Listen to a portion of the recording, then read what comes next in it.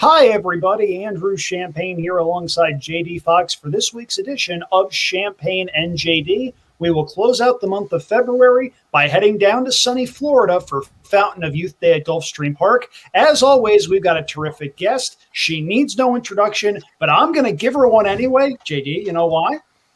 That's just the type of guy you are, Andrew. Yes, it is. You finally got it right after several weeks of me trying to coach you. She has just started a very cool new job with First Racing. She has been on this show before. If you've been on Horse Racing Twitter, you've seen her stuff. She does excellent work no matter what she does, and we are thrilled to have her on the program this week. Ashley Mailloux joins us. Ashley, welcome back. Thanks for having me back. It's been a little bit, but I've been watching all the stuff you guys have been putting out there, so just happy to be back and part of it tonight. Awesome. That's very flattering. Really appreciate you taking the time. Now, before we dive into Gulfstream Park's card, 14 races on Saturday. First post, 11:30 a.m. Eastern, 8:30 for those of us on the West Coast. So I'm going to actually need to go to sleep early on Friday night. So thankfully it's COVID era, so I don't have much of a social life anymore. But we need to discuss the fact that you've just started this new adventure with First Racing, maybe a month ago? And this is something that I know a lot of people around the industry were really excited about because your passion for what you do shines through. Talk to us a little bit about the process of getting down there and starting this new adventure.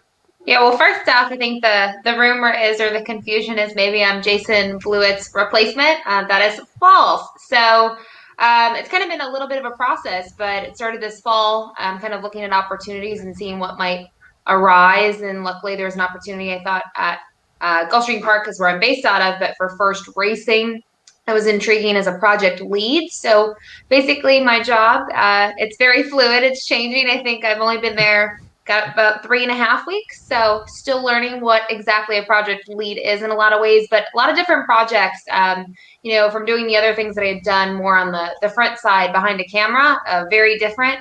So I'm trying to learn more about the business and the management of racetracks. And so my boss directly is Aiden Butler, the chief operating officer for First Racing. So that is all of the tracks, whether it's out in California, Maryland, and in Florida at Gulfstream.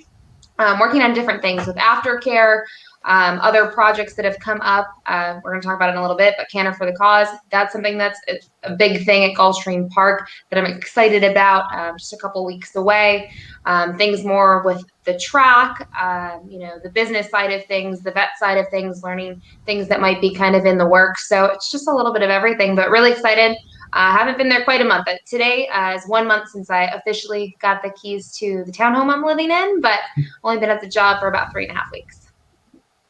No, and from knowing you and talking to you a lot about where you wanted to be in racing, it sounds like this was the opportunity you kind of were looking for, in that you wanted to work on everything. You didn't just want to sit in front of a camera. And I think this opportunity, as you said, it continues to grow. It's different every day. It's challenging.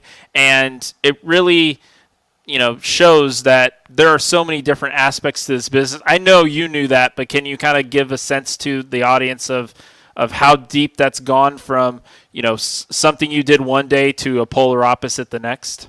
Yeah, I mean, kind of looking at racing, I've always just liked going to the racetrack and handicapping the races with my dad. It started at Fort Erie, and then just kind of getting any sort of foot in the door is always kind of a challenge, whatever career you're doing. So I was working a full-time job in banking, as we discussed before, and Fort Erie kind of opened all the other doors for me, and I've kind of gotten linked up with the Stronach Group as a freelance analyst, so mainly would go to Maryland for the big days. But kind of looking at this job, it's just so different from my previous world that I lived in, the 9 to 5, go downtown in Buffalo, maybe not the last year with COVID, but, drive to work. Not that I punched in or anything like that, but very specific, where this is a lot more fluid. And in the role, I think the big thing is I love talking horses. I'll talk horses with anyone that will listen to me, or at least seem enthused to listen to me talk about it. It's just what I love about the racetrack. And that's been hard, COVID, not having people on site. Just to talk to people. It's a big reason I miss Fort Erie so much, is just knowing everyone and showing up. But with this job, the reason I wanted to kind of take a step back from doing on-air stuff is I want to make an impact on the sport. I want to say maybe when I retire, assuming I'm still doing something in racing, that I made a difference. And this seemed like the opportunity to learn all sorts of the business.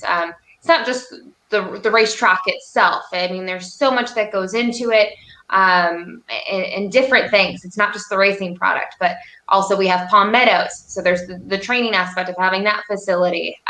So just a lot of different people too, working with from all the other departments and being kind of on those calls. I've learned a lot that, things that you don't think about on a daily basis, from the business standpoint, and looking forward to learning a lot more. I'm definitely know that's going to be happening in the next couple weeks.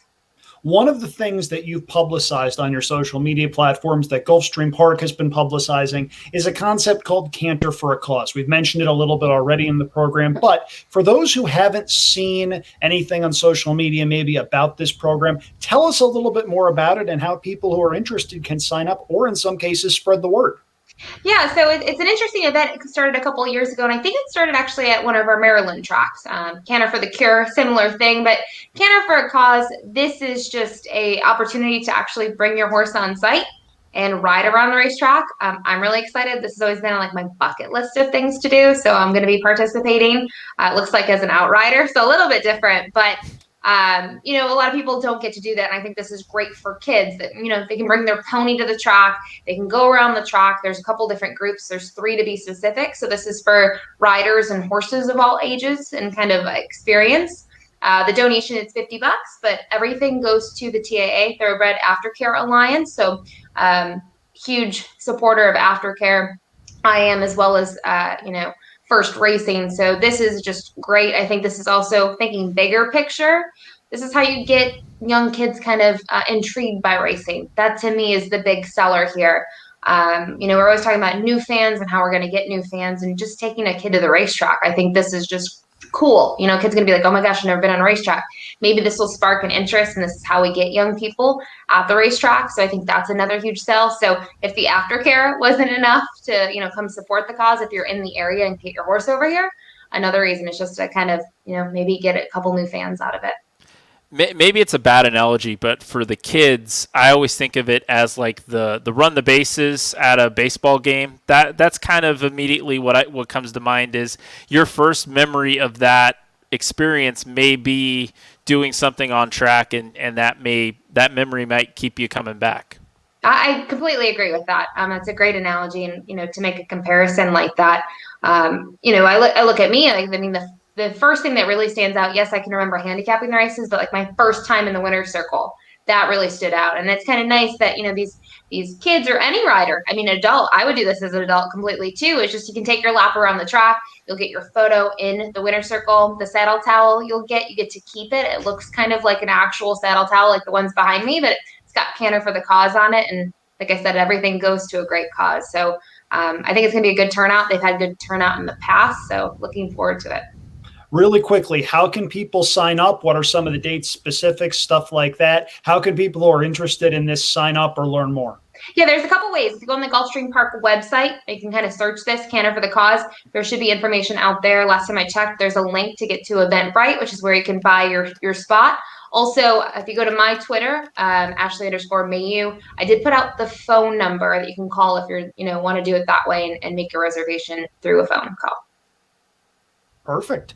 It should be a really fun event, and I am in complete lockstep with both of you as far as this potentially being a way to get younger people out to the track and learn more about what a day at the track is really all about, and potentially catch the bug that turns people into lifelong fans. We need more ideas like that in the game, so credit to First Racing, credit to Gulfstream Park, and credit to anybody else doing something similarly. Canter for a Cause coming up next month. We've outlined a couple of different ways in which you can learn more about that program.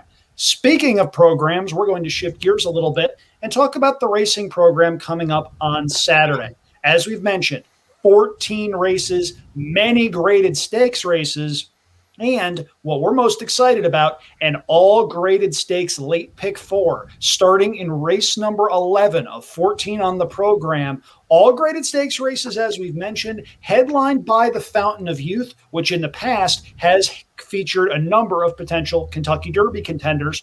We'll start things off with race number 11. Again, not a typo. A lot of races going on at Gulfstream. Get the past performances and get comfortable. Race number 11 is the Grade 3 Honey Fox for older fillies and mares going a mile on the turf. The 7-5 morning line favorite is Got Stormy, horse number 2 in your program. And every time this horse shows up in a program, I constantly look for ways to bet against her. This is not a knock on Got Stormy, but it just seems like there are so many races she should win that she doesn't. Here, she's coming in off a little bit of a layoff.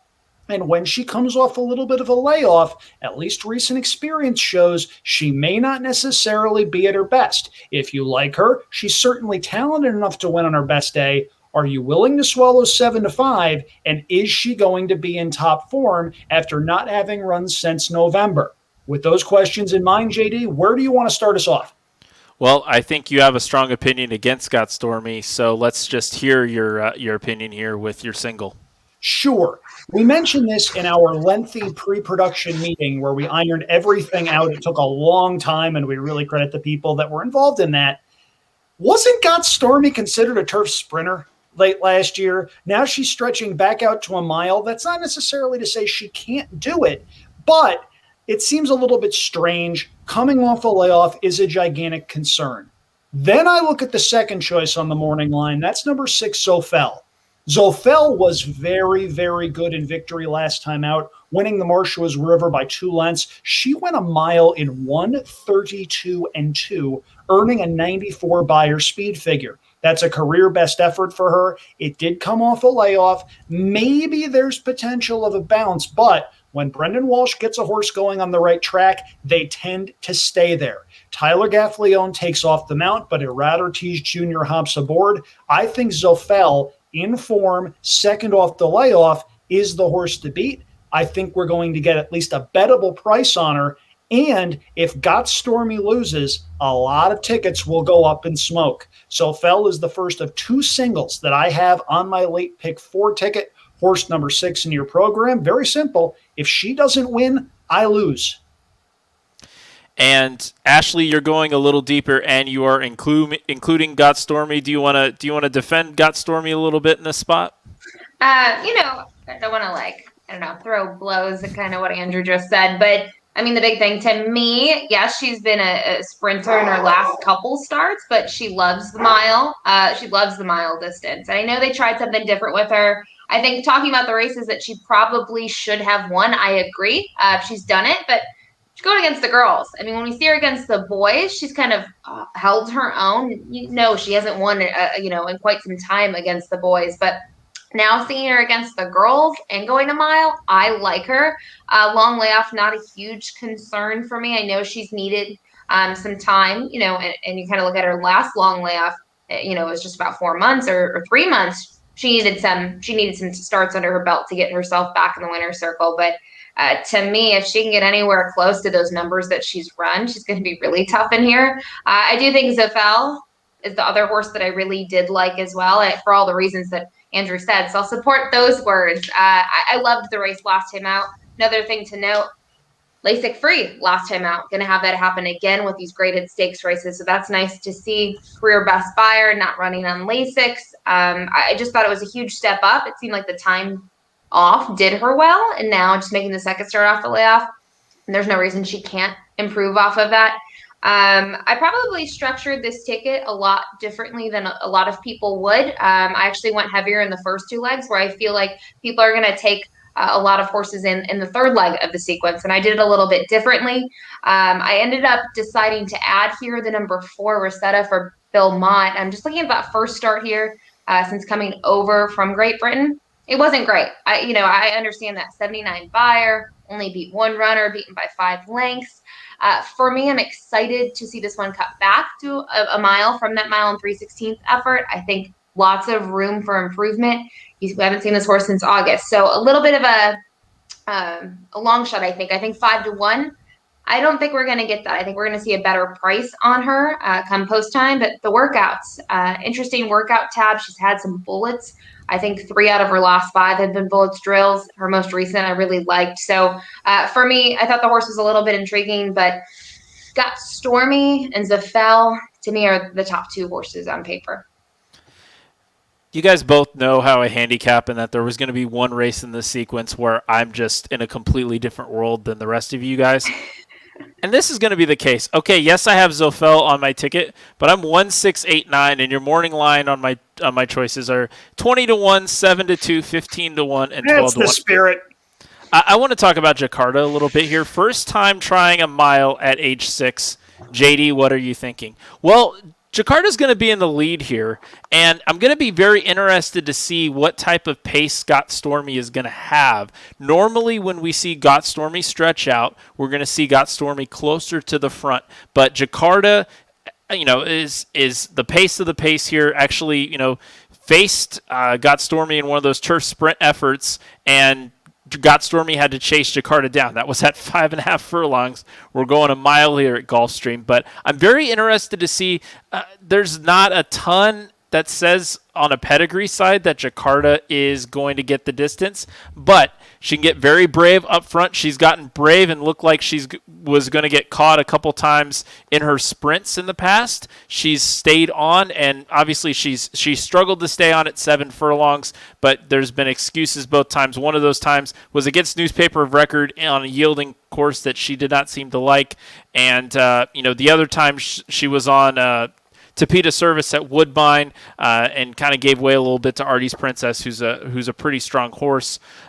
So I'm giving Jakarta a puncher's chance here. My top selection is actually the 9 Art of Almost, and we've retired Andrew's Hanger because I earned that one. But Art of Almost doesn't like to win a lot of races. I will be the first to admit that, but is always right there. And if we do get a pace meltdown a little bit that Jakarta has a couple horses try to follow, including Got Stormy, I do think Art of Almost is the best horse in terms of picking up the pieces late. I'm also just very intrigued by Secret Time. Only 2 starts in the state, and they've been at Pimlico and Gulfstream Park West. Obviously only has 1 win on the career record, and that was at Longchamp, but was at 7 furlongs, and has ran decently in graded stakes overseas and ran okay here in 2 stakes races on U.S. soil. I'm very interested to see that. And also, because it's Corey Lannery, the rail may open up magically, and Secret Time could have a passage here with Lannery, who I think for this horse, who's going to be coming from the heavens, getting the 1 hole and getting Corey Lannery, I have to include on the ticket based solely on that. So I'm 1, 6, 8, 9 here to kick it off. And the Honey Fox, which is not named after how sweet I am, as we move to race number 12. How about that segue, folks? We're at the Grade 2 DAVONA Dale Stakes, and we've got another pretty heavy morning line favorite, Andrew. You know that movie Half-Baked? There's a scene that I love putting the GIF from on social media. It entails somebody instructing a crowd to boo this man, and then everyone does, and they start throwing things. That would be what I would put into post-production right here after that little tangent that you put us on to end our analysis of race number 11. However, race number 12 is the Grade 2 DAVONA Dale for 3-year-old fillies going a mile, and we've got a champion making her seasonal debut. That's number 3, Vequist, the winner of last year's Breeders' Cup Juvenile Fillies. It's a field of 10. To me, it's a 1-horse race. It's a field of 12, actually. There were 2 laggards that were on the second graphic. Thank you for that. Listen, JD, am I correct to assume that you want me going first here? Yeah. Yeah. Second single in a row. I wasn't the biggest fan of Vequist going into the Breeders' Cup Juvenile Fillies. I just wasn't sure what to make of the New York crop of 2-year-old fillies last year. She ran big. Day Out of the Office ran big. And Vequist wound up winning the Eclipse Award. Do I think she's impossible to beat here? Not necessarily. Robert Reed has a barn whose horses tend to need a race or 2 to get back going. I'm looking at the DRF stats, 61 to 180-day layoff, 5%. If you want to try to find a way to beat her, I hear you. I did too. But I'm looking at these horses that are running against, and with the exception of a couple, these are horses that are running in the mid to high 60s or low 70s as far as buyer speed figures go. There is going to be a need for another runner to run a career best race and for Vequist to regress. If Vequist is 80% the horse we saw late last year, I think she still wins, and that means I need to single her here. Now, For those of you out there who enjoy bashing ticket construction and are saying, well, why are you playing a pick four if you're advertising two singles? Shouldn't you just be playing the double? I intend to play a big double using 6 with 3. This is a show where we analyze pick four tickets. If you have a problem with it, my direct messages are open on Twitter. 3 for me in race number 12, the DAVONA Dale. JD, where are we going next?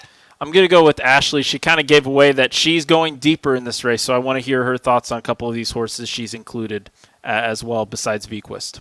I mean, just to start with Vequist, I mean, this is her race. This is the race for her. Looking at numbers, I mean, buyers, no one's really close at all. It's just a huge difference. I mean, you can maybe make a case for the 5 as a horse I used, who I think last time out over the slop, I know it was back in December. It was going a mile and an eighth, though, now cutting back to a 1-turn mile. I think it was a huge effort in a grade 2. I really liked that race. It was a little bit of a smaller field. I mean, 6 runners, but only beaten by 3/4. A little different of a trip to at the mile and an eighth. Those other efforts at Belmont Park was a little further back early on in terms of position in those races and made a late move. I thought the maiden one was really nice.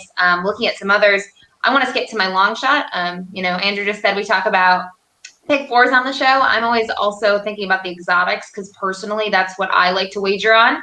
This was a horse that, do I think the horse could win? I mean, it's a horse race. You never know. I think it's more likely that this horse kind of rounds up a try, maybe can get up for the exacta, but I would hate to play my pick 4 and get kicked out by this horse that I do love. I'm really curious to see what the number 9 Hindsight does. Kind of looking at the performances, stepped up, coming from that 6 furlong debut to 7 furlongs at Churchill, debuted at Keeneland, so definitely a respectable spot to see a horse debut. And looking at trip and the way this race I think is going to kind of play out, Hindsight, I think, is going to get a decent trip, an ideal trip. Has kind of gotten 2 good trips so far, just sitting off the pace. I think this one can be shuffled back a little bit further, or can, like last time, just be a length or 2 off the pace setters. I know the buyer's low, if that's what you go off of, it's a 70, but looking at the works at Payson, they're not necessarily flashy times, but they're 2 bullet drills in a row. I think Vicky Oliver can be very sneaky. You see Tyler's going to be in the saddle. I think there's a lot to like here. 20-1 on the morning line. I mean, I would love to get that price, but Vequist is going to be extremely short, so it'll be interesting to see how the money gets spread elsewhere in here. And then, I got to those 3 and I said, what do I do here? Curlin's Catch, I thought, was interesting. I think looking at the races over the Tapeta, I think this horse just simply prefers the dirt. The maiden win at Gulfstream Park, going the mile. Gate to Wire was able to kind of open up on that field. Tabor Hall, the runner-up, came back to break the maiden next time out, which you like to see. And then Race Without Lasix last time out in the Suncoast. Pretty dominant win in that race. Just seemed much the best. So I know, again, I got a horse with lower buyers, but you see new rider too in career start number 5. If anything happens, I mean, it's a horse race. If Vequist doesn't have a great break or something happens, I still think probably can recover, but you don't really know. And it was a big field. So for me, I decided to spread where a lot of people, I do think they probably will single here.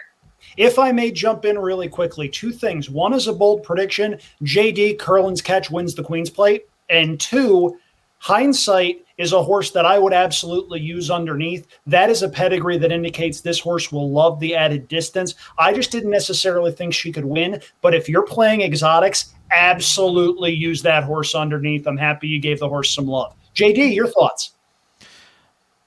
When I told you I was going to do this, you checked in on me and asked if I was well. I am going to single Vequist here. Now, if you followed our show for the Breeders' Cup, and we obviously had Ren Carruthers on, and we touched on Vequist's pedigree quite a bit, and I didn't end up going in that direction. I had 2 horses that I loved that day, Day Out of the Office and Crazy Beautiful. Crazy Beautiful obviously was a long shot, but I had Day Out of the Office on top every which way but Sunday. To lose by a nose like that hurt me. It hurt my pocketbook. It hurt my heart a little bit. Really, I think Vequist did prove that the heart is there, and I'm really excited to see what this horse can do with the first race since the Breeders' Cup. And I do think that this is just a perfect trip because I don't see a lot of early pace outside of Adios Trippy. I think Adios Trippy, I'm going to mention Lannery again. I think Lannery's just going to send, and this is probably a case where that horse could be 4 or 5 lengths in front of Vequist, who's going to lead the rest of the pack. Vequist will charge late, and it may not be a big victory. It may be a smaller one depending on the pace scenario, but I think Vequist has heart, and Vequist can close and pass horses late. So I'm singling Vequist here as we move on to the second to last race on the card, which is going to be race 13, and it's the Grade 3, the very one stakes. 4-year-old fillies and mare, 4-year-old and up fillies and mares going 1 mile and 3/16 on the turf. We have 1 MTO in the 8, My Last First Kiss, a field of 11 total, and the lukewarm morning line favorite is going to be surprisingly the 6, California Queen here. And I say surprisingly, it's Chad Brown. That's not much of a surprise, but this horse has not run in the States and has not run for a while and has not won in a while as well. But obviously gets the slight nudge in the morning line odds here as we look at the 11. I see this as a wide open race, but I think, Andrew, you see it as an extremely wide open race. Yes, I do. Singling in the first 2 legs allows me to punch the all button of glory. This isn't really a button. It's a closet door, but it's as close to a button as I'm going to get. So I'm just going to push that repeatedly. I don't have a clue. These horses to me mostly look the same. I am a big fan of number 3, Antoinette, as a racehorse. This is the kind of horse that can run on turf and dirt. I think we're going to hear some really good things from her in 2021. But she hasn't run since October, and the Grade 3 Valley View was an absolute clunker after several big efforts in New York. Maybe she needs a race. Maybe she's just past her peak. I don't know. And if Antoinette doesn't return to form, I don't know who wins. I was not overly sold on the Chad Brown runners. California Queen not only has not run in the United States, has not won since May of last year. Yes, that was in a Group 2, but it was in Germany. It wasn't in the UK. The German circuit probably a cup below the United Kingdom circuit. Number 7, Bacchanalia is 8-1 on the morning line. I don't think we're going to get that. I think Bacchanalia comes down pretty significantly off of a nice win last time out. To me, these horses all look the same, and it's just a matter of which rider gets the trip. And because I have flexibility in my budget, I'm hitting the all button. There's not going to be a short-priced favorite in this race. At least I don't think so. So if a big price comes in that knocks out a lot of tickets after we've hit our cold double in races 11 and 12, we'll be in really good shape to potentially make a nice score. But hopefully you guys have a little bit more conviction than I do, because if none of us have a clue, this is going to be not exactly one of Racing Twitter's favorite podcast moments. And myself and Ashley actually see this fairly similarly, so I'm going to let her go first. Yeah, I agree. I think looking at the morning line and looking at these horses, they're all kind of the same. I mean, there's not like a horse, we don't have a situation of a Vequist or a Got Stormy, at least numbers that kind of tower over the field in any sense. It's kind of throwing a dart. But when I started looking at it more, this is a race, I think, if you have an opinion, at least you could get down to a couple horses that, for me, that's what I was most comfortable doing, because I tried to maybe, beat a favorite, because I think that's the key to getting a good return, is if in one of those first or second leg, if you can beat Got Stormy or you can beat Vequist, you're going to be having a decent ticket. So that's why I decided to spread there. And here, 2 horses stood out a little bit to me. To me, my top pick is going to be the number 4, Tuned, out of the Grand Motion Barn. I really like this mare. Kind of looking at her races, the big thing for me is the distance. When you look at her prior starts, we're talking a mile and 1.16 now, going 1 mile and 3/16. I think this is what she needs. I think her races have kind of screamed more distance. She's finally going to get that. Last time out, she was in 4th in the Grade 3 Marshall River here. That was on the 23rd of January. I see Belle Laura, the 2, a horse I'll talk about a little, who I actually ended up tossing, finished just in front of her by a length. I just really think this horse, the big thing is distance. I'm excited to see this horse stretch out. And looking at those other efforts, whether they were at Woodbine or in New York, just missing by a length, pretty nice races. So I'm looking at the workouts, nothing 2 out of the normal there. I mean, kind of middle of the pack in sort of times. I did want to touch upon the Chad Brown horses. We know that Chad on the turf, everyone just sees Chad. Oh, it's Chad Brown, turf horse. A lot of people have to play them. These horses have been working out together, it looks like, from what we see here, and you can actually see them the workouts on Express.tv. But looking at the 2 the horses that he sends out here, the 7, there's been some gaps in the races. You can see that significant layoffs in between those first 4 starts of the career. Another thing, this is career start number 8. We're finally getting into a stakes race of any sort. I thought was a little strange for these Chad horses. I feel like, they come over here from maybe overseas, or they take a little bit to get to the races and to kind of grow into themselves. And usually like start number 4 or 5, he starts kind of throwing him into a stake, even if it's not a graded stake. So didn't have a ton of faith in her. California Queen, first start here. Usually when you see a horse for Chad, new in the barn or turf, the numbers are all really good. That's something that he's not necessarily as strong with, as these horses coming over from North America. And it's hard for any trainer to do, even trainers that trained overseas and have horses here. You have to think about, this horse has at least had some time here to adjust. So if I had to use a Chad horse, I'd probably use California Queen, but I'm not sold on either of them. So from there, looking at the other horses, the number 10, Sister Hanan, is a horse that I've liked probably for the last 13 months. When I saw her race last January at Gulfstream, and kind of have kept my eyes on her a little bit. She's had 2 wins since then. She dead heated 2 starts ago. And then most recently, I just don't think she wanted to go a mile and a half. It wasn't a bad effort. I mean, she was 4th deep field that day. She only missed by 4.5, and the winner was kind of much the best in the end. So excited to see her on the slight cutback. She's never gone a mile and 3/16. Just that long effort last time out. And seen her at Palm Meadows. She's kind of a beast. She's got a good personality to her, but she's gorgeous. She's gorgeous. And I think she kind of knows what her job is and knows to go out there and kind of throw her best race every time. So I think there's a lot of intrigue there. You see Corey Lannery staying aboard, where there's a lot of rider changes for various reasons here. I took a stance here. I just felt strong on these 2 horses. They're both at the same morning line, I believe, at 6-1. I did say something about Belle Lore. I feel like I've been talking forever, but this is a horse that 3 for 4 last year, has that 1 start this year. Not bad, but I still had reservations on. So they're all kind of the same, but for me, Sister Hanan and the 4 Tuned, that's who I'm going to go with.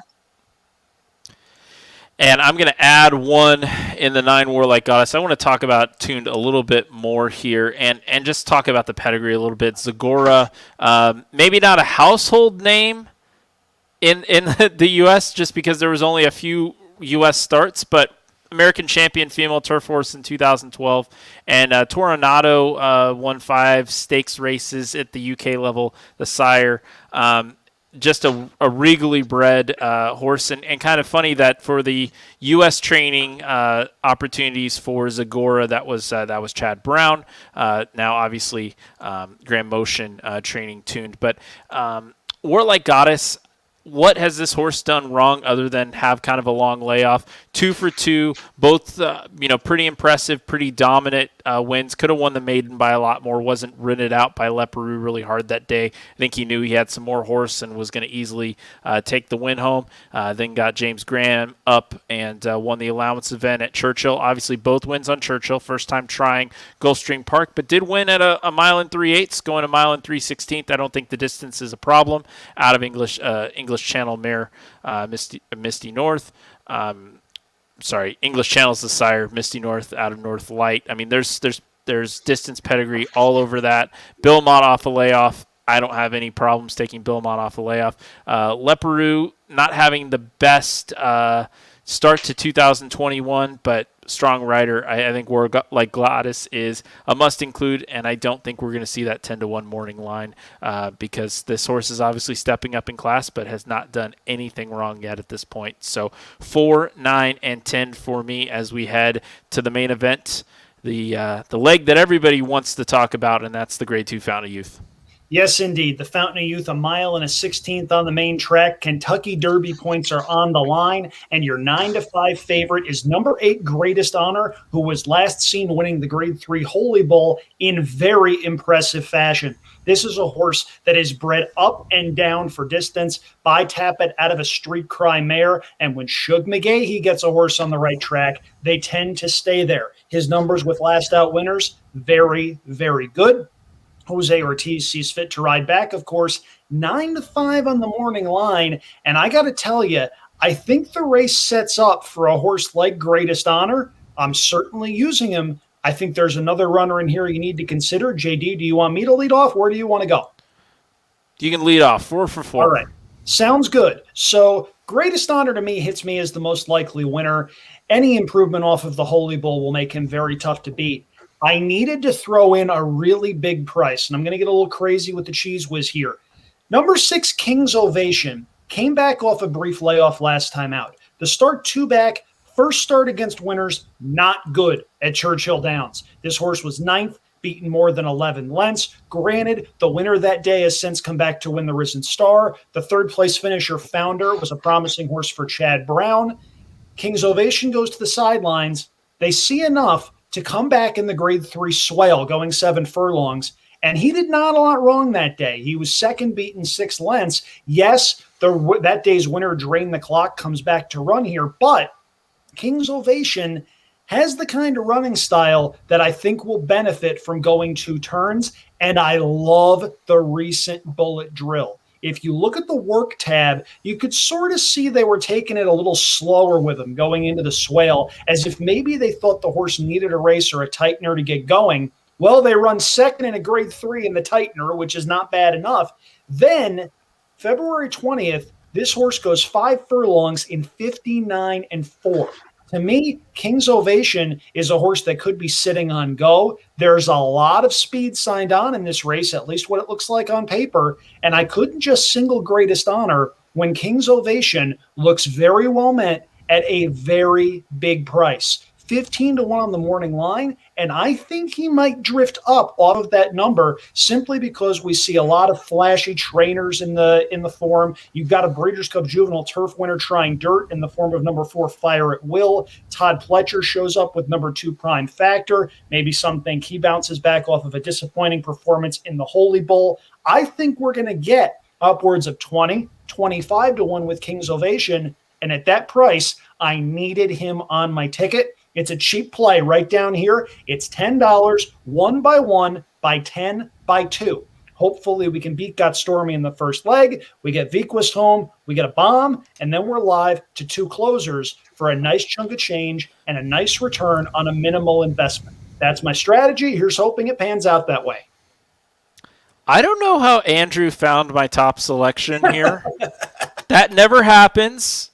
I don't know what to do with this information, but King's Ovation has just been screaming out for more distance to me, and this is the opportunity to get it. And I think this is the spot, like you mentioned. I think Drain the Clock and Prime Factor are going to go out, and they're going to set some very, very quick fractions. And I do think that a closer is going to take control of this. In the off chance that it doesn't, I think Tarantino will be close, and I think the leaders will tire. So I have Tarantino, who obviously finished 5 3/4 lengths back from Greatest Honor last time up in the Holy Bull. But I think 6, 7, 8, you get the 2 best closers in the race, and I like King's Ovation as my top pick here. And again, one of the big things I think you pointed out, and this doesn't seem to be a big move from Dale Romans all that often. I can't think of a 5 furlong blowout drill from a 3-year-old from Dale Romans going under a minute, and that just stands out as a wow factor on paper. Yeah, our tickets are way too similar. If this starts out 6-3, we can both conceivably hit. This does not happen, and this was a big reason why I gave a little wellness check to JD right before we started on air, because I was worried somebody tampered with his form, maybe turned some stuff into another language. I don't know. Ashley, your thoughts? I went in a different direction than you guys. I almost completely, with the exception of Greatest Honor. I know we talked about him a bunch. The only thing I'll say, he's gotten better with every start. There's there's no reason he can't get a little bit better, but when's that kind of run out? You know what I mean? I mean, he's not going to keep on getting, I don't think, exponentially better each time. The big thing with him, I will say too, looking at his first 2 starts in New York, is too short for him. I mean, he wanted to go longer, so he loves 2 turns. I think he's a horse that when you think about these, where this is going to lead to. Hopefully, it leads to the Derby for him, right? The Kentucky Derby and the distance he should love. So he's hard to not use. So you have to use him. I do think he's probably one of the best horses on paper. I'm surprised neither of you like Fire at Will. I'll make the case. Yeah, the races are on the turf when he's won. He's won 2 on turf, 1 on dirt. He is the Breeders' Cup Juvenile Turf winner. He had no respect on that occasion. He had no respect in the Pilgrim. He won both of them nicely, and he did each of them a little bit differently, right? He kind of sat and attended the pace in the Breeders' Cup Juvenile Turf at Keeneland, and prior to that, he took him gate to wire at Belmont. Now, the dirt win that he has, I think, the Beyer is not good. When you kind of look at the other horses in here, it's a 65, but the big thing is he was going 7/8 on the dirt at Saratoga in a race carted for the turf, moved to the slop. Now, I say this about any race, whether it's $5,000 maiden claimers or a huge race, a stakes race, but for a horse that's young, getting the mud in their face for the first time in their first dirt start, it's a lot different than what he had seen on the turf. It's overwhelming. And the other thing, I'm a firm believer of, some people don't believe it, but it's an opinion. When you have a short field like that race was, 4 horses, it comes down to tactics and race riding, a lot of it, especially when it was on the turf, right, and moved over, because these horses are supposed to be running on the turf. I think, they decided to have this horse in last early on, several lengths off the pace setters, and make the late move to get up by half a length. So I'm excited to see him on what appears to be a fast main track, hopefully this weekend. You don't know. It's Florida. I've noticed it. That's one thing I've learned. It just rains randomly when it's not in the forecast. So you never know. But to go 2 turns on the fast dirt, I could see him loving it. So I thought he was intriguing. You see him 7-2 on the morning line, I think, just with his resume. I do think that's kind of fair on him. Yes, they're turf races, but he's been really outstanding in his last 2. And then the other 2 horses I was torn between. I was just going to leave it at Fire at Will and Greatest Honor. It became down to 2, Drain the Clock, and the 2 Prime Factor. And this is, again, where I had to take a stand. Prime Factor, really hyped before his debut. Awesome debut, then stretches out in the Holy Bull, going 2 turns for the first time. And he's third. He's well beaten. Greatest Honor was just the best on that occasion. Do I think he can certainly step up second time going long? Definitely. There's no reason we can't see him get back to an 80-some Beyer in here. But I had to take a stance, and for me, Drain the Clock I found to be more intriguing. I don't think the competition that he's faced in his races has been the strongest. They've all been going 1-turn distance as well. Now he's stretching out. I mean, we know he's very quick, very, very fast. And he's got the rail. So I do think Prime Factor obviously has early foot. We saw that 2 starts back and made the lead just basically almost out of the gate after a little bit. So to me, you have to wonder what happens. It's horse racing. I wonder if Drain the Clock for some reason can get out there. What's stopping him? We see this sometimes too. I mean, he's quick, but sometimes these horses get on the lead. They're not pressured. They get bold, kind of get some courage that you might have not seen before. And he's poured it on in 3 of his 4 wins. So I decided to go with him instead. It'll be interesting to see actually what happens in the pace scenario. I know, Andrew, I think you mentioned, you see Prime Factor going. Some of these other horses, they've kind of been really close to the pace. So to see actually what will happen, it's going to be a huge part of this race. And the other thing, it's a little different only having the field of 10, which is still a big field, is you have that short run into the first turn. And I know last year that was a big topic with having, I believe it was a 12-horse field. Not super concerned about that, but that certainly is another thing to consider when handicapping. The other thing that I'd like to mention, and you brought up the fact that it's a short run into the first turn, it's a short stretch going the 1 1/16 at Gulfstream Park. Front runners can sometimes have an advantage. That's part of what made Greatest Honors win in the Holy Bull to me even more visually impressive, was the way that he did it. Breaking in 7th, coming with that big move around the turn, and then powering away. If he builds off of that, he could potentially be something special. Yeah, and looked at singling Greatest Honor at one point, but the more I looked back at King's Ovation's races, I just think the added distance means that King's Ovation could be sitting that very similar trick to what we saw Greatest Honor in at the Holy Bull, and if the horse lives up to that latest work, I think they're going to be chasing everybody down personally. But Ashley, $36 ticket, 3x4x2 by 3. You can see it below. I didn't go over my ticket because I'm still waiting to cash one on this show. I figured nobody cares. But 4x1 by 3x3. Now, I've been alive to the biggest tickets on this show. I just haven't hit one. And that's been the issue. That says something. Yeah, if you haven't seen it yet, go look at our greatest hits show from last year. It kicks off with one of the most brutal beats I have ever seen, with JD singled to a horse that paid some ridiculous amount in a pick 4 at Oaklawn, and now I've just brought back his post-traumatic stress disorder. Yeah, it was over 5K, Andrew, but yeah, let's bring it up again. That's great. You're the one that started it, man. Now, in the meantime, the last pick 4 that we gave, actually, Matt Ditterman and I both hit it. And so hopefully we keep the good mojo going here. And you know what? There are scenarios that exist where all 3 of us can hit this thing. That doesn't happen usually. There have been times we brought Barry Spears on for the Pegasus Day show. All 3 of us gave wildly different opinions. And if you had combined our tickets into one, you had a nice score. The problem was I went 3 for 4 without using JD's Hanger Pacific Gale. Barry had a top pick in one of the turf races that paid a pretty nice chunk of change. Tide of the Sea, right, in the McKnight. And I was singled to Nick Sco because I was in the firm belief that he couldn't lose and gave out the nice exacta. However, here, we've actually got some common ground. That's a rarity. Does not usually happen. Hopefully that means good things are in store this Saturday during a 14-race program at Gulfstream Park. If you're on the West Coast, set your alarm clocks early. 8:30 a.m. local time here on the West Coast, 11:30 first post for those of you on the East Coast. Now, with that in mind, we move on to our final thoughts segment. Ashley, you've been on the show before. This is a segment wherein we can riff on pretty much anything that our little hearts desire. So because we're such benevolent people and because, we want to not disappoint people, you go first.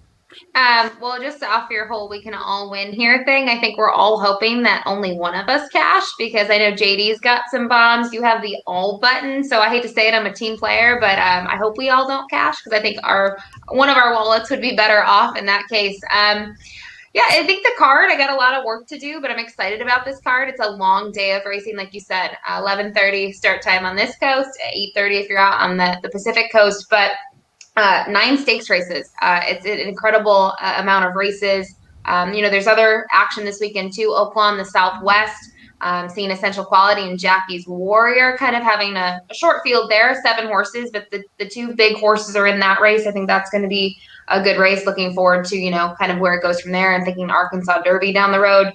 A lot of stuff going on. So there's lots of good racing. I have a lot of handicapping to do. So I think tomorrow's going to be a late night again, but just excited. I've never been to the Fountain of Youth, so this is like going to be a pretty cool experience.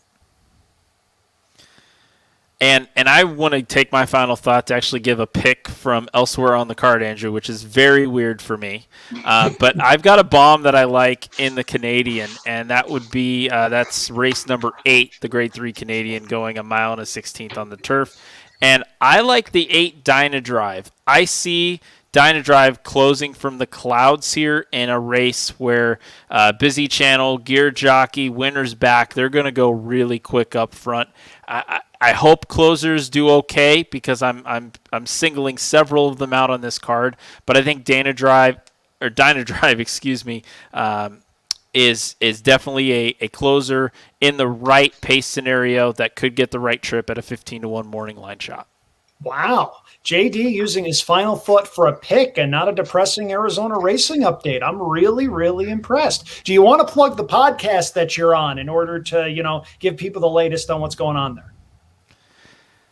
I could, but then that gets me back into depressing times. So I'll think about it. You give your final thoughts, and I'll think about giving that a plug. Aaron, if you're watching, I tried, okay? I tried. Now, for those of you that are, like me, fans of the pugilistic arts / things that are sort of scripted, I'd like to point out that I did this show in what is my new favorite shirt. I have shown this off to a whole bunch of different people. See, on the left here, this is Bobby the Brain Heenan, WWE commentator extraordinaire. On the right is the third most famous graduate of Ithaca College, one Robert Morella, a.k.a. Gorilla Monsoon. The second most famous graduate is me. The first is Bob Iger, who runs this little company called Disney. I think he's got some good ideas. It's certainly something to watch. Still, homage.com, Homage, really good stuff. They just got a Parks and Recreation t-shirt with Ron Swanson and Leslie Knope in this NBA Jam menu style setting. It's good stuff, and the t-shirts are really comfy. JD, have you made a decision yet? Yes, I've been on Post Time Radio with Aaron Vacruzzi, who's a good friend of the show the last couple Saturday mornings. And it is not a podcast. It is a radio show with Corey LaRusso as well. SoundCloud, man. Well, yes, but it's on the air here in Phoenix because for those of you who don't know, when Aaron left Santa Anita, he actually moved to Phoenix. He's a crazy person like me. But it's also on the air in Southern California and on the air in Kentucky on check your local iHeartRadio station. But I'm going to be on for the third straight Saturday morning discussing Arizona racing because we have a historic horse racing bill that has now had sports gaming tacked onto it in the state of Arizona. So a little different than historic horse racing throughout the rest of the country where we see it. Those are states that don't have casinos, don't have tribal gaming. Arizona does. Arizona has 24 casinos, so very interested to see what comes of that, and I'll be talking more with Corey and Aaron on Post Time Radio and posttimeradio.com. You can check it out after the show airs as well, Andrew. I was giving Aaron a bad time. Yeah, it's just, big, huge rain cloud whenever JD shows up. But on a serious note, Aaron is a really good guy who I had the pleasure to work with at HRTV many years ago. He, along with Jeff Siegel, Phil Kubel, and a couple of others, the reason I have a career in horse racing. So, Aaron, more power to you. Ashley, thank you so much for stopping in. Where can people follow you on social media for the latest that's going on with your job, with First Racing, with everything that's going on that you like publicizing? Yeah, the best way is Twitter. That's my public account. So you can go on there, Ashley_Mailloux. You can see it. You guys are so handy. Put those on here so I don't have to spell my name. So I appreciate that. I tweet about Gulfstream. I tweet about anything I'm passionate about. A lot of Fort Erie stuff. Still going to try to support them this upcoming season. So just reach me out on there. Ashley, we're really, really thankful that you were able to join us. No, it's a fairly late night for you, but thank you so much. We're glad you're doing well at the new job, and we hope that you enjoy Fountain of Youth Day on Saturday. We'll be watching and wagering from our couches. Thanks so much. Thanks for also telling everyone I'm a grandma that goes to bed at 9 most nights, so it's very late for me. No, you basically just did without saying it. It's fine. It's fine. I'm secretly 85. I like horse racing and go to bed early, so worst things to be. I'm equal parts 60 and 6. I get it. I just Anyway, on a serious note, Ashley, thank you so much for stopping in. Ashley, a rising star in horse racing, who's doing a lot of really good things, and we're thankful that she made time to stop in. For JD Fox, for Ashley Mailloux, I am Andrew Champagne. Fountain of Youth Day coming up on Saturday. A lot of great racing around the country as well. Happy Oaklawn is back in action. Happy our friends at Sam Houston are back in action as well. Decent racing going on in California as well with Santa Anita and with Golden Gate. JD, you want to hit him with the catchphrase? Everybody be safe out there and stay off the beaches. Have a good night, everybody.